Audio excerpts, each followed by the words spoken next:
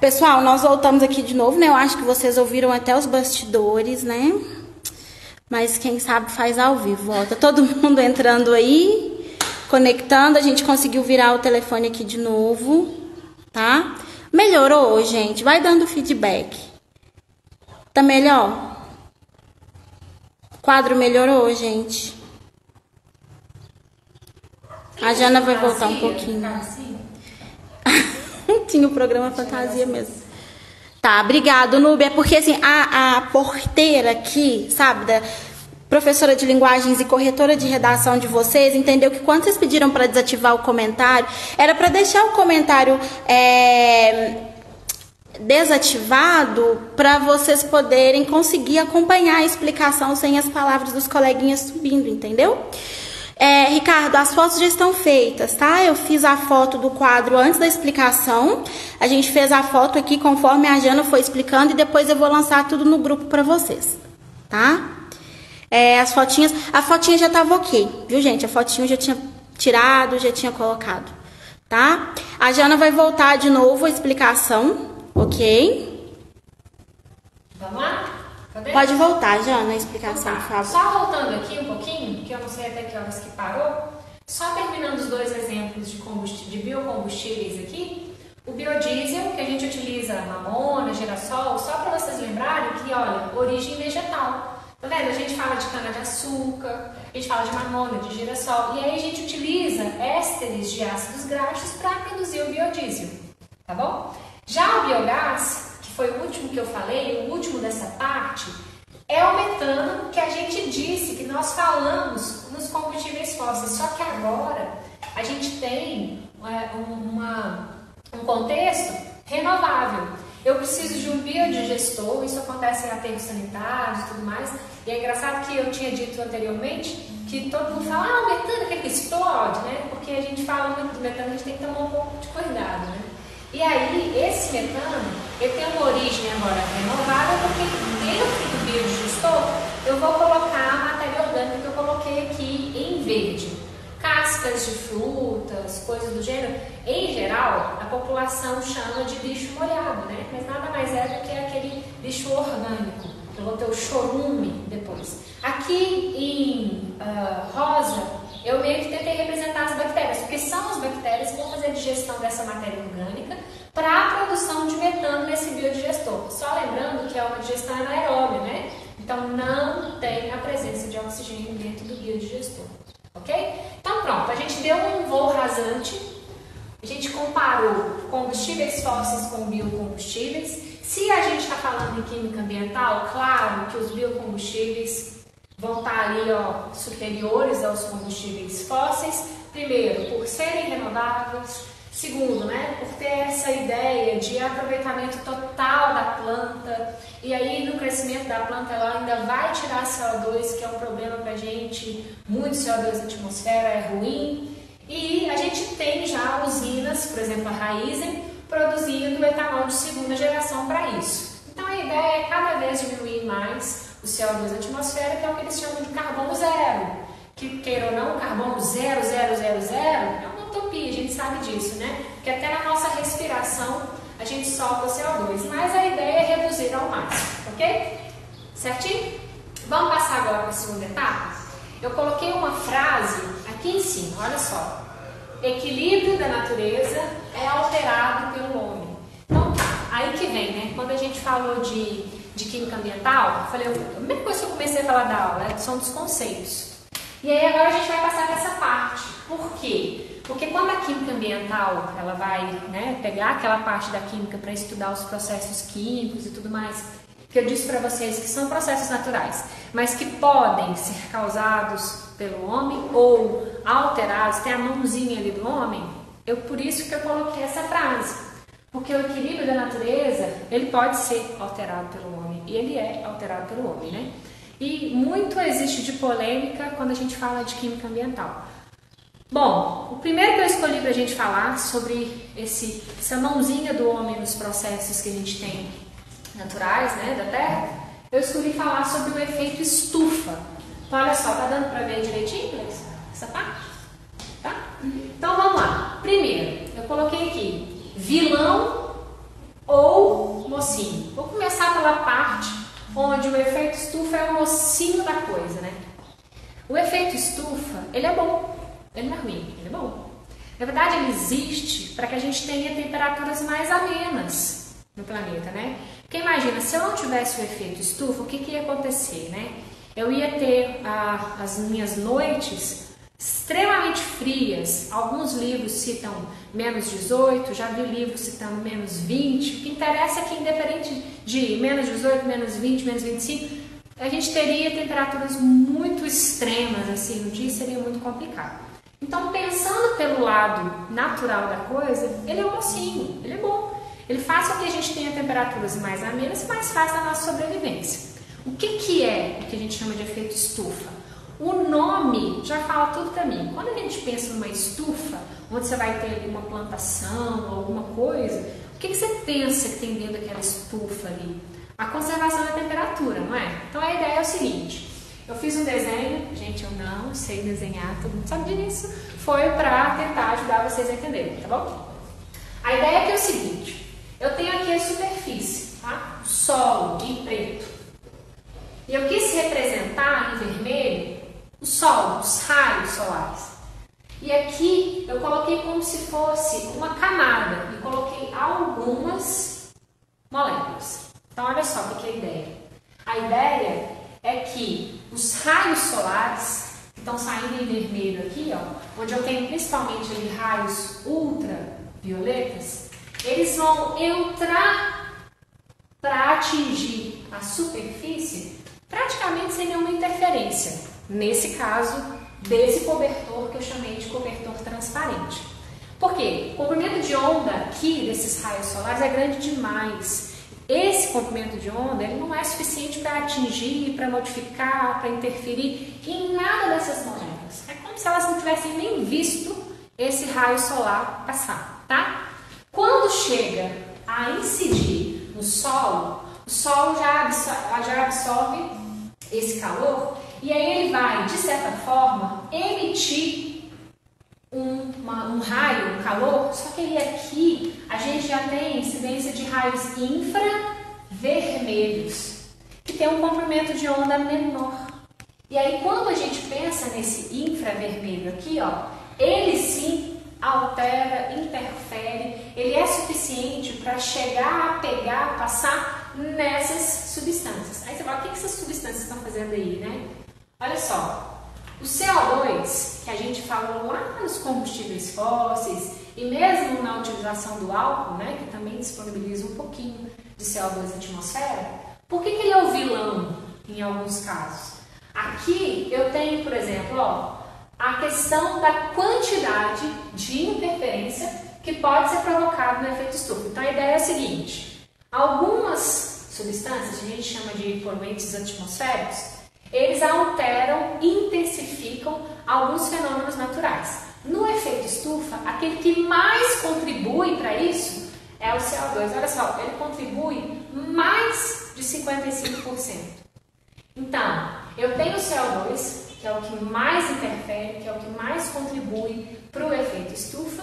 Depois eu tenho metano e CFCs. O metano, aquele gás que nós acabamos de falar aqui, que pode ter uma origem não renovável, mas uma origem renovável também. E CFCs, que são compostos que têm cloro, flúor, carbono, também chamados de freons.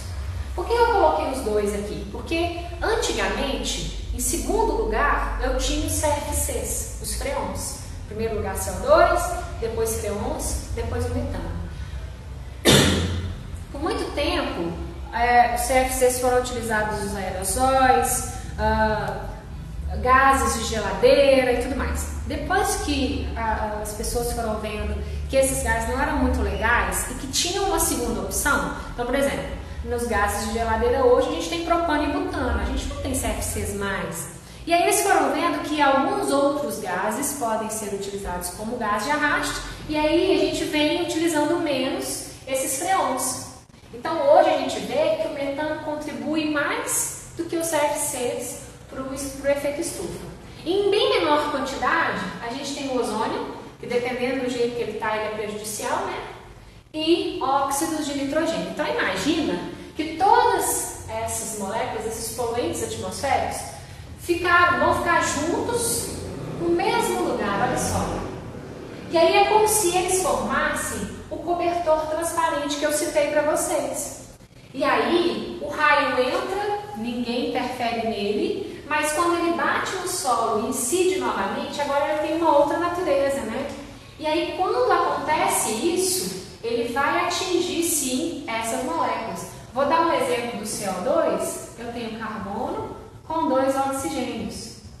Essas ligações, elas vão se contrair e dilatar, então isso vai acontecer ali, ó, uma frequência maior, e a gente fala, vai ocorrer vibração. Sabe o que acontece no final das contas? Essa molécula que eu estou dando de exemplo, mas eu tenho todas as outras, né? Essa aqui, ela vai meio que armazenar, entre aspas, né? Entre aspas, ela vai, como se ela pudesse armazenar calor em forma de vibração. E aí vai disponibilizar calor para essa parte baixa até a superfície. É aqui que eu tenho, então, a conservação da temperatura, que era para ser uma coisa boa, mas se eu tiver molécula demais na minha atmosfera, isso aí vai sendo intensificado. Então, se eu tenho molécula demais, o que vai acontecer com essa temperatura? Como se fosse uma estufa, onde eu tenho ali as plantações e tudo mais. A temperatura vai só aumentando. Então, olha só, muitas moléculas, muitos poluentes atmosféricos, formando esse cobertor transparente.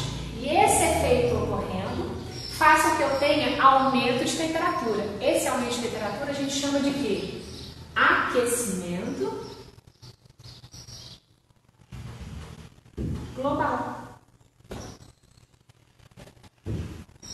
Só por curiosidade, olha só, a Terra, planeta Terra, tem 0,04% de CO2 na atmosfera. Você fala, é muito pouco, né? E aí a gente chega a uma temperatura de mais ou menos limite, né? Pode variar um pouquinho, de 45 graus Celsius. Coloquei uma média. Lá no planeta Vênus, eles têm 96% de CO2 na sua atmosfera. Esse efeito que a gente está falando ali pode chegar a uma temperatura limite de 480 graus Celsius. Então, às vezes a gente tem uma polêmica muito grande, né? Não existe aquecimento global. Na verdade, é um curso natural da Terra. A gente sabe que o efeito estufa é um processo natural da Terra, não é? Sim, ele é benéfico, mas ele se torna um vilão quando nós queimamos combustíveis fósseis, e aí fazemos várias coisas que não deve, e aí aquele carbono que está paradinho lá debaixo da terra com o petróleo, ele passa a estar disponível na forma de CO2 na atmosfera. E eu vou só jogando CO2 para a atmosfera.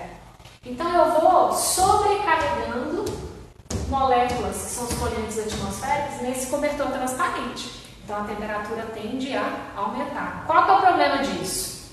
Podem ocorrer derretimento das geleiras. Se a gente for pensar, as geleiras têm várias funções importantes. Não é só, tem gente que fala o termômetro do planeta, né? Não é só a questão da gente pensar em relação à temperatura, mas tem também a questão da luz e várias outras coisas positivas que as geleiras estão lá. E se elas derretem, eu tenho um aumento do nível do mar. Além disso, eu tenho um aumento da temperatura de rios, oceanos e tudo mais, onde eu posso ter ali a perda de várias espécies. Isso é ruim, não é? Corais, em vários lugares a gente viu que corais, devido ao aumento de temperatura, mesmo que pequena, a gente perdeu alguns corais em alguns lugares. Então, por mais que esse aquecimento global ele seja pequeno, às vezes, estudado por alguns cientistas, ele ainda assim existe. E a gente deve pensar que quanto menos a gente joga os poluentes atmosféricos na nossa atmosfera, menos a gente vai provocar esse aquecimento, essa intensificação do efeito estufa. Ok? Jana, vou abrir aqui agora para ver se alguém tem alguma perguntinha, tá? E aí, pessoal? Essa parte aqui, ó, alguma pergunta? O que está escrito em cima do CO2, Jana? Qual? Essa parte daqui, ó. É o cobertor transparente, né? Cobertor transparente. É como se as moléculas se juntassem todas aqui, ó, e formassem um cobertor transparente. Como se fosse uma camada. Aí eu escrevi bem pequenininho, em preto, não é? É em preto, não é, Daniele? É isso mesmo, né? é para você explicar de novo, por favor, a vibração, Jana, e falar um pouquinho mais devagar, tá? Explica de novo. Isso, a parte da vibração. Tá. Eu dei o exemplo do CO2, mas isso pode acontecer com o ozônio, pode acontecer com o óxido de nitrogênio, metano, porque como que a gente faz a conservação da temperatura, né? Porque na hora do raio vir solar, nada acontece. O comprimento de onda do Sol não é suficientemente característico para alterar nada na molécula. Mas quando ele incide no solo e volta, ele já tem raios infravermelhos, que tem um comprimento de onda menor. Aí sim a gente consegue atingir a molécula e provoca essa vibração além do normal, tá? O que eu falei? É porque a gente tem C-dupla O, que é a molécula de CO2. Aqui eu estou desenhando como se fosse uma ligação química, tá? Ligação dupla, dupla. E aí acontece a contração da ligação e a dilatação. Então ela fica fazendo isso, ó. A movimentação das ligações, tá? Do CO2, que foi o que eu dei de exemplo, tá? Eu peguei só CO2. Jana, a Ana, ela tá querendo saber o que é em si essa vibração. Como assim? Vibração, aqui, ó.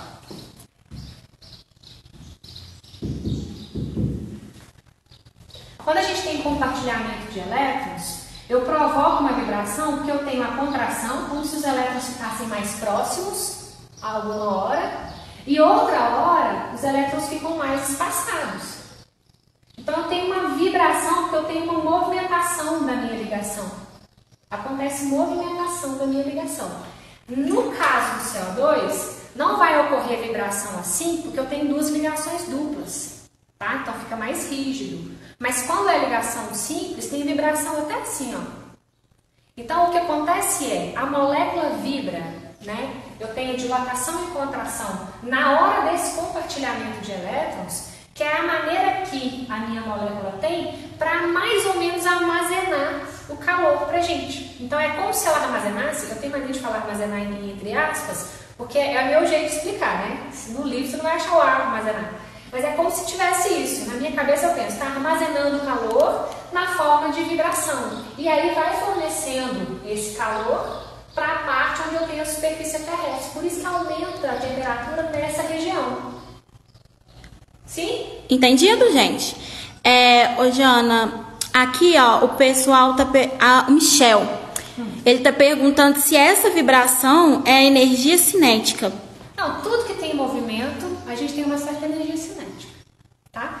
Na hora que a gente fala de química ambiental e química, em alguns momentos a gente não usa essa palavrinha, usa mais, às vezes, na física. Mas sim, tudo que a gente fala de movimento, sim, energia cinética. O Will tá elogiando seu quadro, falou que tá bonito. Ai, que bom, gente! Mas olha, porque meu quadro geralmente é muito bagunçado. Mas vocês viram que eu tentei, né? Que bom, obrigada.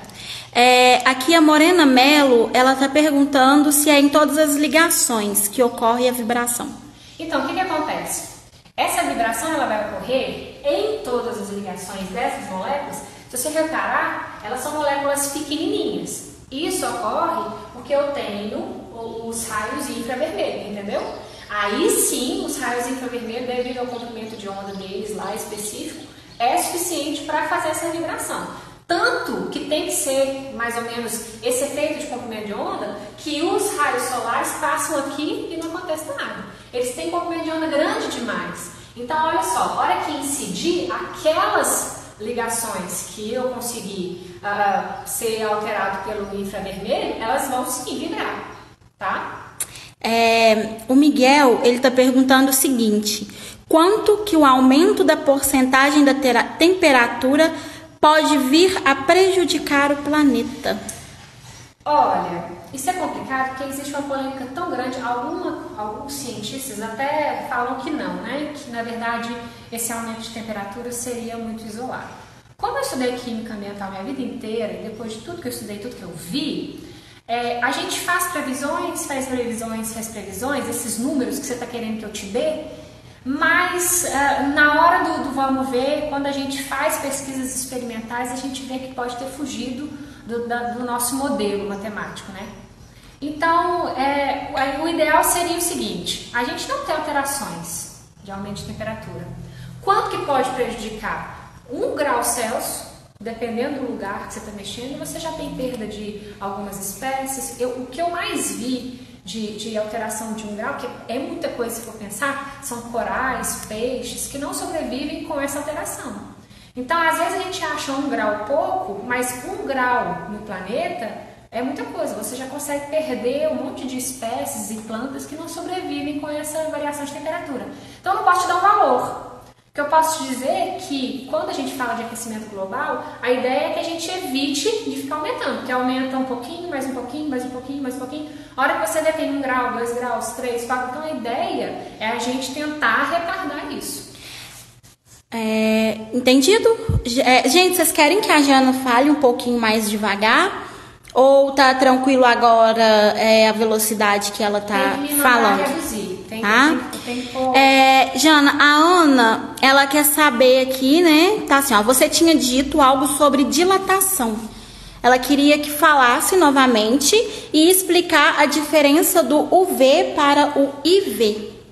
E a Bianca pediu para poder falar se o seu aquecimento global se dá pelas vibrações. Eu acho que as duas perguntas estão interligadas.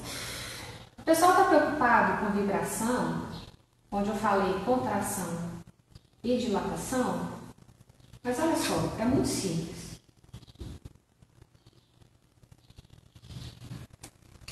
Quando eu falei a palavra contração e dilatação, o que eu estava querendo dizer é que ocorre vibração nas ligações das moléculas.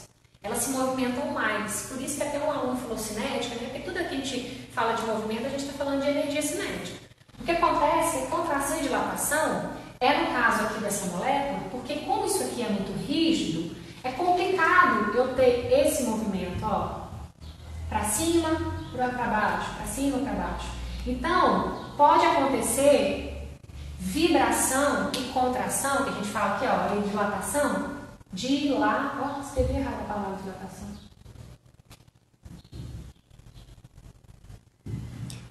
Como que essa molécula vai conseguir vibrar? Não pode fazer assim, ó, para cima e para baixo, porque isso aqui é rígido, é ligação dupla. Então, essas ligações, elas fazem isso.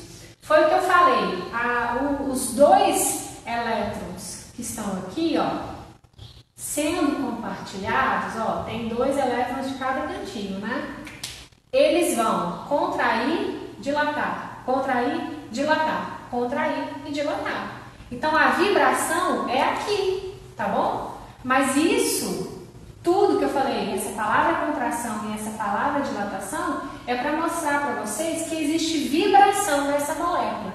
E a vibração... Ai, Will! Ô, gente, só um minutinho, tivemos interferência, porque o Wilson não sabe ficar no quadrado dele. Ele é estrelinha, ele quase fez a Jana empatar. Ela tá grávida, tá? Eu não posso assustar. Ela não pode assustar. Pega pra mim agora, por favor. Ricardo, ó, bem claro que não sou eu que estou atrapalhando, incomodando, é o Wilson que interrompeu o raciocínio da Jana, tá? Vou pedir ele para falar sobre contração e dilatação. Então, só para fechar, vocês não precisam ficar fixados na contração e dilatação, vocês só precisam pensar. A molécula, depois que ela tem os raios infravermelhos, que tem comprimento de onda menor, aí ela vai vibrar. Essa vibração, essa energia que a molécula está vibrando e tudo mais, é que vai fazer com que a gente conserve o calor aqui, tá bom? A última pergunta foi a diferença de UV com o IV. Ultravioleta e infravermelho. Raios ultravioletas, se você olhar a região do espectro, ele está numa região diferente do infravermelho. Aliás, a região nossa do visível está mais ou menos no meio, tá? Ultravioleta tem um comprimento de onda maior. Então, imagina essa onda aqui, ó. Eu tenho uma onda assim e tenho uma onda assim. Comprimento de onda é quando eu pego do vale até a crista. Olha só. O que é, Will? Pode continuar, já. E esse aqui, ó, do vale até a crista. Então, se você olhar o comprimento da onda, esse tem comprimento de onda maior do que esse, ok? Então, qual que é a diferença crucial? Tchau, Will, obrigada pela água. Qual que é a diferença crucial do infravermelho e do ultravioleta? Primeiro, são raios que têm comprimento de onda e frequências diferentes no espectro, tá bom? Nenhum dos dois está na nossa região do visível, tá bom? O que ocorre é, os ultravioletas têm comprimento de onda maior e frequência menor. E esses aqui, que são os infravermelhos, têm comprimento de onda menor, portanto, a frequência que eles passam é maior. Quanto maior o comprimento da onda, menor a quantidade de ondas que passam em um determinado lugar, não é? Então, olha, qual que é a frequência? Se eu pegar daqui até aqui, os ultravioletas, um comprimento de onda só passou. Se eu pegar do infravermelho, 4 ondas inteiras passou. Então, olha, comprimento de onda grande, frequência pequena. Comprimento de onda pequeno, frequência grande. Então, eles têm características diferentes. Os raios solares passam desse jeito, a molécula não é afetada.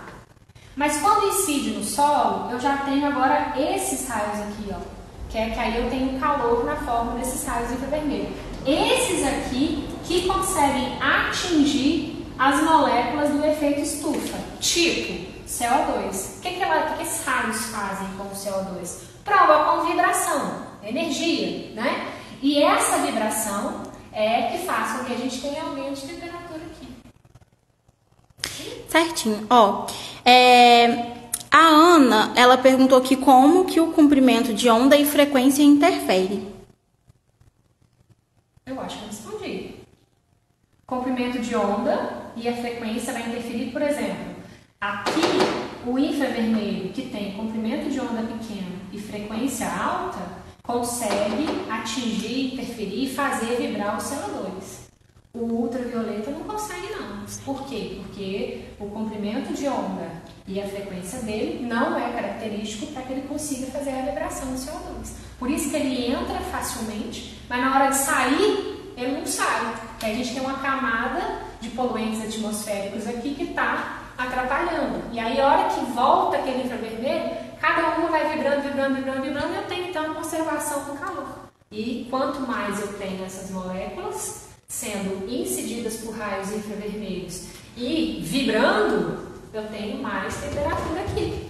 Maior o efeito estufa, maior o aquecimento global. Certinho, pessoal, nós vamos trocar o lado do quadro agora. O Gabriel queria que você explicasse novamente a parte do gás natural. E aí, pessoal, ó, eu vou bloquear aqui agora os comentários de novo. A Jana explica o gás natural, da sequência na matéria, e nós voltamos com os comentários de novo e as dúvidas, ok? Já tranquei as portas e o Wilson não vai mais invadir a sala dele, tá?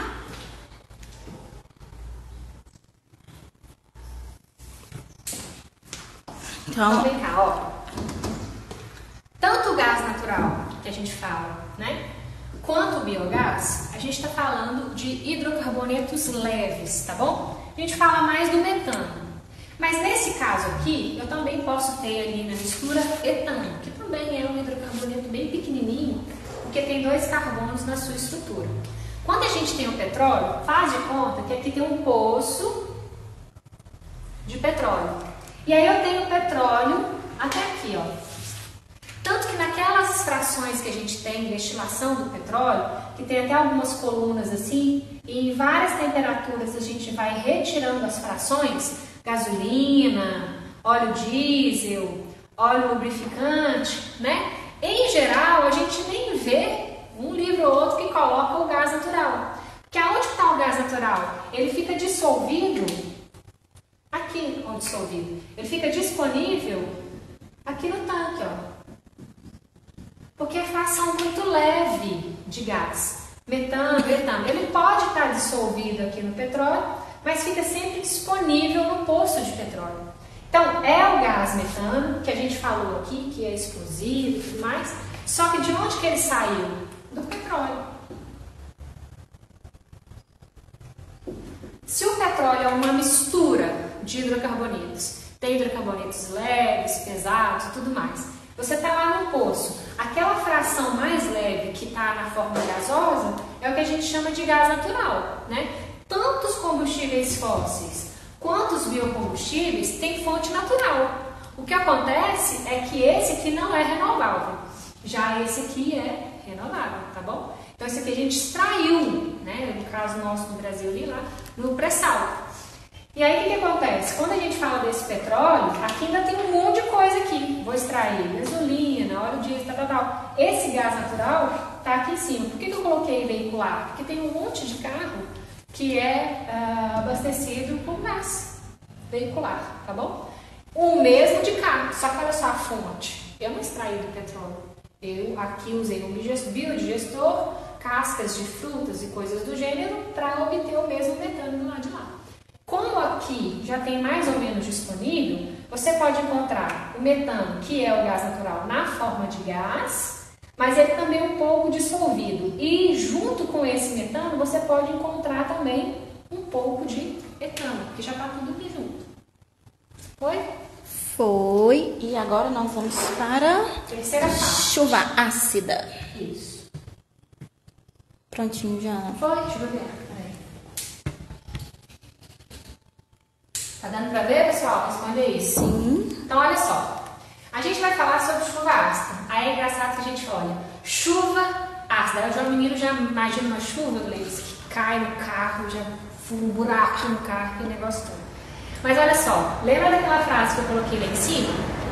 O equilíbrio da natureza é alterado pelo homem. Aí eu coloquei 3 pontinhos, olha só.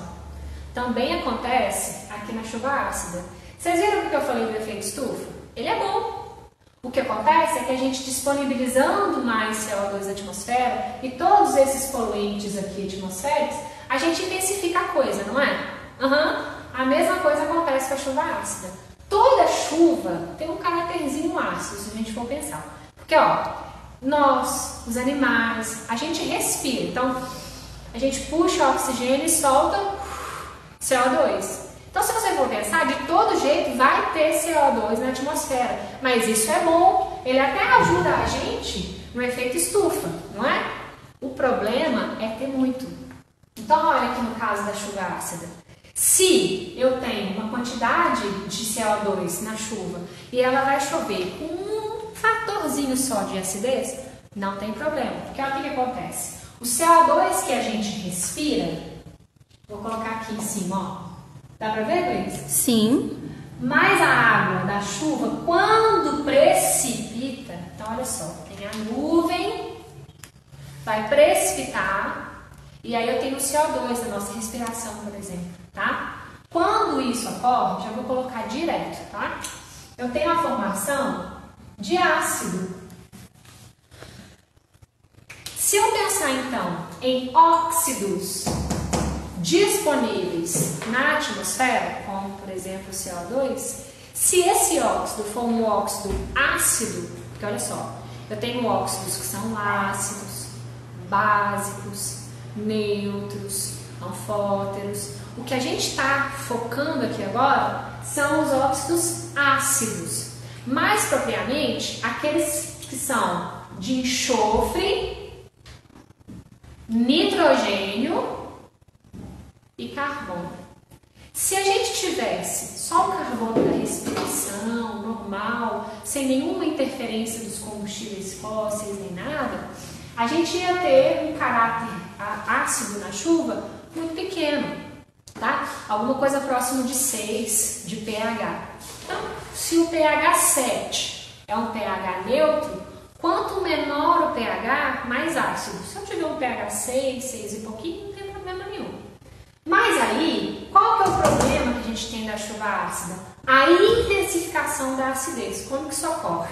Quando a gente queima combustíveis fósseis, até agora eu só falei do CO2, né? Tem combustão completa, solta CO2, eu só falei isso até agora. Mas no combustível, a gente tem também alguns compostos de enxofre, de nitrogênio. Quando a gente fala da gasolina, até fica escrito, né, nos postos, benzeno e tal, a gente tem outras coisas. E se a gente pensar nessas outras coisas, sendo compostos óxidos formados pelo enxofre e pelo nitrogênio, além do carbono, a gente vai ter então óxidos de enxofre e óxidos de nitrogênio. E aí, quando esses óxidos, eles reagem com a água, observa aqui, ó. Se eu vou reagir com água, eu posso ter H2SO3, posso ter, pior ainda, H2SO4. Então, dependendo do óxido que eu tenho de enxofre ou de nitrogênio, eu posso ter a formação de dois ácidos que são complicados para a gente, porque são fortes. Quem são eles? H2SO4, ácido sulfúrico, e HNO3, que é o ácido nítrico. Eu posso ter os outros também, H2SO3 e HNO2, não tem problema nenhum, que é o nitroso e o sulfuroso. Só que o sulfúrico e o nítrico, ele é mais complicado, porque eles são mais fortes. E aí tem algumas questões de vestibular, quando eu fui fazer a lista para vocês, eu estava observando isso. Então eu achei mais coerente a gente colocar esse pedacinho aqui para a gente revisar. Quando eu tenho os oxiácidos, o que são oxiácidos? São ácidos que possuem oxigênio. Então, olha só, se eu escrever HCl, é um ácido de arrênios, porque tem o hidrogênio na frente, só que não tem oxigênio. Ácido clorídrico, então ele é um hidrácido. Já esses que eu apontei para vocês, que são aqueles que a gente mais vai ver na chuva ácida, eles são oxiácidos. São ácidos de arrênios, tem o hidrogênio ionizado aqui na frente, mas a sua composição tem o oxigênio. Se você quiser saber quem é mais forte, o que você faz? Você pega a diferença do oxigênio e do hidrogênio. Então, olha o que eu fiz. 3 menos 2, 1. Viu o que eu fiz? 4 menos 2, 2. 3 menos 1, 2. O que eu faço com esse número, né? Quando esse número que eu circulei aqui, ó, der 0, o ácido é fraco pra caramba.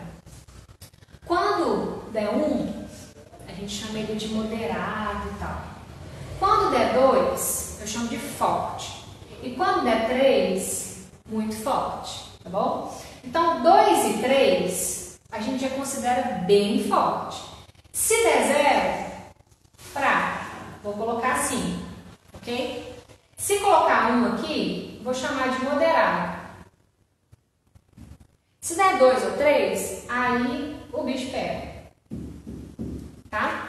E aí, olha só, se a gente fizer isso com H2SO4, é interessante frisar que a hora que deu o 1, eu poderia chamar ele de moderado, não é? Mas a gente sabe que experimentalmente, devido a algumas coisas que acontecem com ele, a gente pode não só não chamar ele de moderado, mas a gente pode chamar ele até de fraco. Até porque esse é o ácido que tem no refrigerante. Se ele fosse um pouquinho forte, como que a gente ia fazer para a gente ingerir, tá? Então, esse ácido, o que teoricamente poderia ser chamado de moderado, experimentalmente, a gente considera ele bem fraco. Então, se tivesse só algum CO2 na atmosfera, a chuva teria uma acidez muito leve, naturalmente, e isso não tinha problema nenhum.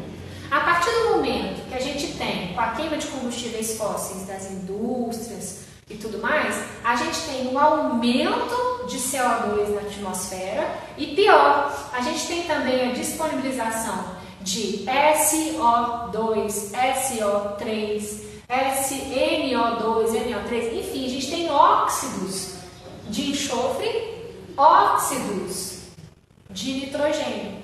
Aí podem ocorrer a formação dos ácidos sulfúrico, sulfuroso, nítrico e nitroso. Aí complica um pouquinho, porque a acidez dele é mais acentuada. Nesses casos que a gente tem, então, a chuva ácida como um problema. A gente tem mudança de pH muito intenso nos rios, oceanos, mortandagem de peixes, perca de várias espécies marinhas e tudo, e aí começa a complicar tudo. E tem também o fator de corrosão do mármore. Existem várias pedras, né, que é carbonato de cálcio e tudo mais, que tem aquele princípio carbonítico, né, carbonático.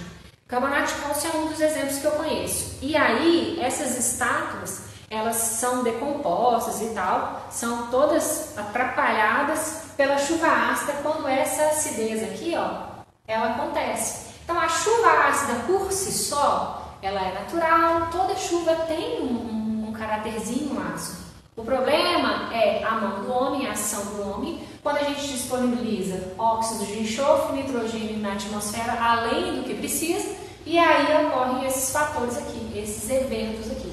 E aí aquelas estátuas onde eu tenho o nariz, bonitinho, arrumadinho, a gente olha, já nem existe o rosto mais, né? As placas de mármore, principalmente carbonato de cálcio, são todas destruídas. Bom, então na respiração a gente já tem CO2, tá bom? Por isso que eu coloquei aqui, que eu não tinha apontado para vocês, ó. Por isso que de todo jeito ela já possui uma certa acidez. Gente, alguma pergunta? Posso passar para frente? Ó, vamos lá, gente. Vou ativar novamente os comentários e vocês soltem as perguntas, tá? Jana, o pessoal tá te dando parabéns aqui pelo bebê, né? Eu até soltei que deu spoiler, não sabia se podia, mas o Will quase te fez parir antes da hora. Ele tem essa tradição, né? Então, gente, obrigado. Tá no comecinho ainda, agora que eu tô, sei lá, que tá caindo a ficha. Alguma pergunta, gente? Alguma dúvida? Esclarecido? Chuva ácidas? Ok, posso passar? Não, eu ia falar que igual o seu, eu acho que o bebê, né, se der tudo certo, se Deus iluminar, já deu certo. Vai ser muito apanicado pelos alunos, né? Sim, e assim, Jana, já te adianto que nasce, o bebê, quando ele é, assim, ele já nasce com o agitamento da tutores, já nasce um bebê elétrico. Ó, a chuva ácida, ela altera bastante o pH da terra, Jana? O Miguel que tá perguntando aqui para nós. Até que do solo, eu trabalhei algumas partes com solo, né, na agroquímica, a gente tem como tratar o solo. O problema é quando a gente tem uma intensificação muito grande e que vai ir para lençóis freáticos, essa coisa toda. Então tem. Mas ainda assim, se a gente tem plantações ou alguma coisa assim, se não tiver a plantação mesmo, a gente consegue tratar o solo. Mas dependendo da acidez, é ruim para tudo. É ruim para a plantação, é ruim para a placa de mármore, é ruim para os rios e mares, tá? A gente tem alguns eventos mais isolados, dá pra gente encontrar na internet, de chuvas ácidas com pH muito baixo. Aí não tem aquilo que aguente. Ó, a Maria Clara, ela pediu para você repetir a parte do oxiácidos, o cálculo para saber se é moderado, fraco ou forte. Tá. Quando é oxiácido, é só você fazer a diferença. Você pega, quantos oxigênios tem? 3. Quantos hidrogênios tem? 2. Aí você faz 3 menos 2, tá vendo que eu coloquei aqui? 1. Aqui, quantos oxigênios tem? 4. Quantos hidrogênios tem? 2. 4 menos 2, quanto que deu? 2. Tanto que ó, tem o ácido H2SO3, que é o sulfuroso. Olha só. Quantos oxigênios tem? 3. Quantos hidrogênios tem? 2. Então vamos fazer. 3 menos 2 vai dar igual a 1. Então olha só. Quem que é mais forte? Ácido sulfúrico, que eu fiz a diferença deu 2, ou ácido sulfuroso, que eu fiz a diferença deu 1? Vai lá, Gleice, responde pra mim, Gleice. Não prestei atenção, Jana. Desculpa, não prestei, eu tô fotografando o quadro. Esse aqui é o ácido sulfúrico e o ácido sulfuroso. Se você observar essa colinha que eu fiz aqui, ó, o que deu 1 é mais fraco. É o mais fraco do que esse aqui que deu 2. Porque toda vez que dá 2 é forte. Se der 3, aí o bicho pegou, entendeu? Mas quando a gente fala de chuva ácida, os mais fortes que a gente vê é o H2SO4 e o HNO3. Tem, por exemplo, o pirofosfórico e tudo mais, que a gente vê que dá 3. Mas o que mais a gente vê em exercícios, em textos e tudo mais, de mais fortes, são esses 2. Então, ó, o pensamento da Maria Clara. Então, sempre o oxigênio primeiro, depois o hidrogênio. Depois o hidrogênio, e ela colocou o sulfúrico aqui. Eu não Não entendi se ela quis concordar que ele seria por último. É isso mesmo, Maria Clara, entendeu? Sim, ó, ela mandou um obrigada e um ok. O Miguel tá perguntando qual ácido é o mais forte. Então, no caso que deu 2, né? O H2SO4 e o HNO3 são mais fortes porque deu 2, tá vendo? Se eu comparasse outros exemplos que eu coloquei, ó, ácido sulfúrico com ácido sulfuroso, aí como aqui deu 2 e aqui deu 1, eu tiro a conclusão de que o H2SO4, o ácido sulfúrico, é mais forte, tá bom? Entre o ácido carbônico e o ácido sulfúrico, o que é mais forte? É o ácido sulfúrico. Não só porque o número é maior, mas porque a gente sabe que experimentalmente ele nem é moderado, ele é fraco, tá bom? Certinho. Pessoal, vou desativar de novo que nós vamos passar para inversão térmica, tá? Jana, inversão térmica. Pontinho, pode ir. Ó, essa parte de inversão eu coloquei porque a gente vê muita coisa sendo falada, até porque quando a gente fala de saúde humana, né, aí as pessoas começam a prestar atenção no ambiente, né? Até então falar de química ambiental, de cuidar do meio ambiente é lindo, mas na prática é complexo, porque vai mexer na nossa qualidade de vida, vai mexer na parte econômica, né, e a gente sabe disso. Esse processo de inversão térmica, ele também pode ser chamado, por um evento que aconteceu, de smog. Na verdade, essa palavra smog, esse termo, surgiu lá em Londres, em 1900 e alguma coisa, muito tempo atrás. O que aconteceu lá em Londres, né? Várias pessoas faleceram, foi da ordem de quase 4.000, porque alguns dias seguidos ocorreu um efeito lá que eles descobriram que tinha a ver com inversão térmica. E aí a galera estava falecendo por problemas respiratórios. Então, o que eles interpretam, né, com essa palavra? Eles juntaram duas palavrinhas, smoke, quer dizer fumaça, né? E também fog, que a gente vai interpretar como neblina.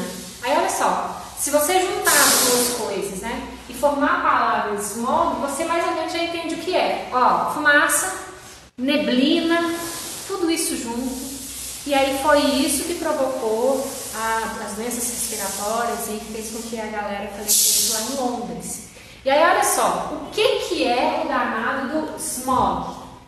O smog é um processo que é um resultado de uma inversão térmica ocasionada em lugares que são bem frios e que tem uma poluição muito grande, tá bom?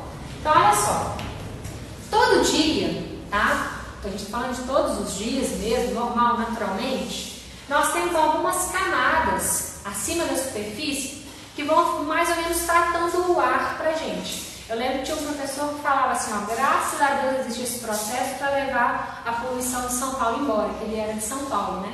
A ideia é a seguinte, nós temos a superfície terrestre aqui, que eu quis colocar em preto para representar.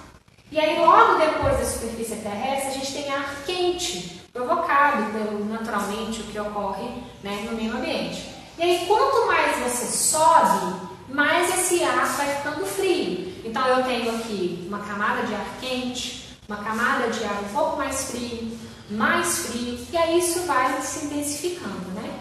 Só que o que acontece? A gente estuda isso quando a gente vai ver como é que funciona a geladeira, né? O ar quente, ele é menos denso, então ele tende a subir. Por isso que a gente brinca muito, nossa, o congelador da geladeira em cima, o ar frio desce, né? A gente fala de balões, ar quente mais denso, menos denso, frio, a gente fala isso. E aqui vai ocorrer isso. O ar quente, ele é menos denso.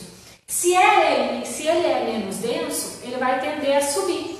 E aquelas poluições provocadas por nós, pelo ambiente e tal, um pouco depois da superfície terrestre, elas são carregadas pelo ar quente. Se ele é mais denso, ele vai subir. Não é assim que vai acontecendo? Então, olha o movimento. Ele vai para cima, ele é menos denso. Então, ele vai levando e distribuindo. Vocês estão vendo que eu coloquei em verde? Eles vão distribuindo aqui para nós, o ar quente, essas moléculas são poluentes atmosféricos. Mas isso acontece todo dia. Beleza. Então, no outro dia a gente levanta, a gente vai poder respirar numa boa, tá tudo certo. Mas, pode acontecer um evento de inversão térmica. A inversão térmica ocorre quando eu tenho uma mudança brusca de temperatura, quando eu tenho uma quantidade muito grande de poluição, alterações climáticas provocadas por algum evento provocado pelo homem, enfim. Quando ocorre aquela mudança brusca, alguma coisa, algum problema climático, o que acontece? Esse ar quente, que cada vez as camadas iam se esfriando, olha o que acontece. Esse ar quente, ele troca a camada rapidamente com a do ar frio. Se o ar quente é menos denso, ele tende a subir. Mas o ar frio é mais denso, então ele tende a descer. Logo depois da superfície, a gente tendo uma camada de ar frio e logo depois uma de ar quente, aí esse ar quente ele pode até subir, mas ele não vai levar as substâncias, os poluentes atmosféricos. Então, o que acontece com esses poluentes atmosféricos? O ar frio tende a descer. E aí, quando ele desce, ele concentra todos esses poluentes atmosféricos junto com moléculas de água e tudo mais. E aí, o que vai virar? Ó, vamos voltar no contexto da palavra. Uma neblina, uma fumaça, moléculas lá todas dispersas, como se fosse numa suspensão, partículas sólidas, partículas gasosas, tudo misturado. E aí nas fotos que a gente olha de Londres, a gente vê como se tivesse uma neblina terrível. Você não enxerga a pessoa que está praticamente do seu lado. E aí isso foi o que provocou uma quantidade imensa de problemas respiratórios da galera na época e que veio a falecer, fala sério, quase 4.000 pessoas, né? Isso perdurou por dias. Aqui disperso, poluentes, partículas sólidas dispersas, partículas gasosas, junto com neblina, junto com fumaça, tudo ali, tá? Isso chama smog. Então, o smog é o resultado de uma inversão térmica, provocada pelo quê? Mudança brusca de temperatura, mudanças climáticas bruscas e tudo mais, tá? Você vê que tem aí um pouquinho de ação do homem, né? E aí, eu tenho dois tipos desse smog. Um que a gente chama de industrial e um que a gente chama de fotoquímico. As palavrinhas ali são mais para a gente ter mesmo na teoria, mas a ideia é a seguinte. Imagina que a gente tenha na nossa cidade ali, e aliás nós temos, né, uma usina, uma indústria bem perto. E aí ela utiliza de maneira errônea, ou aconteceu algum acidente, ou alguma coisa que ela disponibilizou uma quantidade de poluentes gigantescos. E aí ocorreu a inversão térmica e o processo de smog. Então é que esse smog, esse evento ocorreu devido à ação industrial. Então isso é bem pontual, né? Eu preciso ter uma indústria mais perto da gente e tal. Qual é o gás que mais a gente vê aqui como poluente quando é industrial? Óxidos de enxofre, tá? Que foram citados aqui também. Quando é fotoquímico, é porque a poluição foi no geral. Aconteceu algum processo climático e aí ocorreram vários tipos diferentes de poluição e ocorreu esse smog, de novo essa neblina, essa poeira, essa coisa errada toda, só que agora é fotoquímico. Então eu não vou culpar uma ação industrial, de uma indústria. É um todo. E quais são os óxidos que mais a gente vê quando tem um smog fotoquímico? Óxidos de nitrogênio e olha, ozônio. O ozônio é bom, mas dependendo de onde ele está, ele não vai fazer tão bem assim. E aí, o industrial a gente pensa nos óxidos de enxofre, e quando a gente pensa no fotoquímico, a gente pensa nos óxidos de nitrogênio e o ozônio, tá? Vou até colocar em verde aqui, ó, pra vocês anotarem. Aqui eu tenho que pensar nos óxidos, vou colocar X, porque não necessariamente, né, um só. Então eu vou colocar assim, ó, para ficar mais fácil. Óxido de enxofre. Lembra que pode ser SO3, SO2, tá bom? Óxido de enxofre. E aqui, os de nitrogênio, também pode ter variação, e o ozônio, tá bom?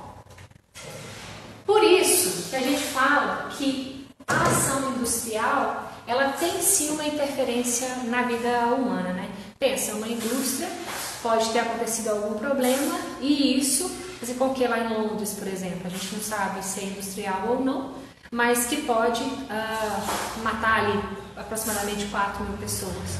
Então isso aí é uma ação negativa das indústrias. Por mais que a gente pense na geração de empregos e tudo mais, a parte ambiental ela está ligada à saúde, né? E olha o que a gente está sofrendo, né? Atualmente. Por isso, cada vez mais tem o conceito de química verde. Existem alguns produtos que vêm até com selo. Química verde, química verde. O que é a questão da química verde? É a gente ter o desenvolvimento de metodologias, equipamentos, né, recursos, aplicações e tal, de vários processos que visam atualmente reduzir, para mais para frente a gente conseguir eliminar o máximo possível de substâncias perigosas, mas ainda assim, eu vou colocar aqui plural, mas ainda assim obter energia, ter processo, só mudar a metodologia, mudar as coisas de forma que a gente pense cada vez mais no ambientalmente correto, porque se a gente tiver pensamento no ambientalmente correto, a gente vai ter um pouco mais de saúde, né? Do humano, do planeta, no geral. Por isso que eu coloquei esse balãozinho aqui, tá bom? Química verde. Porque se a gente pensa num processo industrial que seja mais legal, mas que mesmo assim a indústria ainda exista, a gente vai continuar tendo emprego, só que agora poluindo menos o nosso planeta. O contexto de química verde, então, é bem legal. Já vamos abrir para as perguntas, que aí depois eu termino com camada de ozônio e finalizamos. Então vamos lá, gente, aí, quais perguntinhas vocês querem fazer? Perdeu não? O que perdeu, Isabelle? Não sei, eu me perdi aqui nos comentários, provavelmente deve ser o negócio do camelo que vocês estavam discutindo aí, né? Que?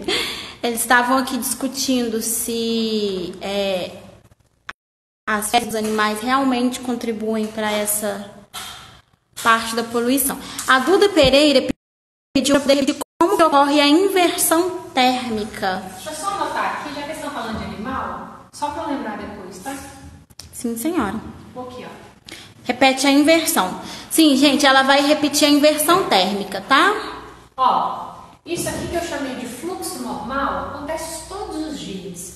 Então a gente tem normalmente um dia com uma temperatura, noite com outra temperatura e tudo mais, tá bom? Isso normalmente. Então, um fluxo normal, perto da superfície terrestre, a gente tem uma camada de ar quente. A gente respira, a gente transpira, a gente tem movimento. Então, tudo isso faz com que a gente tenha uma camada de ar quente. A partir do momento que você vai aumentando, subindo as camadas de ar, vai ficando cada vez mais frio, né? Venta cada vez mais e cada vez mais frio. Isso é normal. E aí o que acontece? Com o decorrer do dia, até o final do dia, o que esse ar quente faz? Ele sobe, porque ele é menos denso. E aí sabe aquelas partículas poluidoras que nós soltamos o dia inteiro, nos nossos carros, né, tudo mais? Aquele ar quente vai levando elas embora e vai dispersando elas. Então, às vezes o carro solta aquela às vezes até negra, aquela fumaça negra, né? Já até com fuligem, porque o catalisador não está funcionando, mas aí passa um tempinho e tudo mais, depois o ar quente vai levando aquilo lá, no outro dia eu posso passar no mesmo lugar e respirar uma boa que está tudo certo. Não é assim? É uma das características dos gases. Então, quando esse ar quente menos denso ele sobe e vai levando embora, ele vai nos ajudando a dissipar esses poluentes para que a gente possa viver normalmente.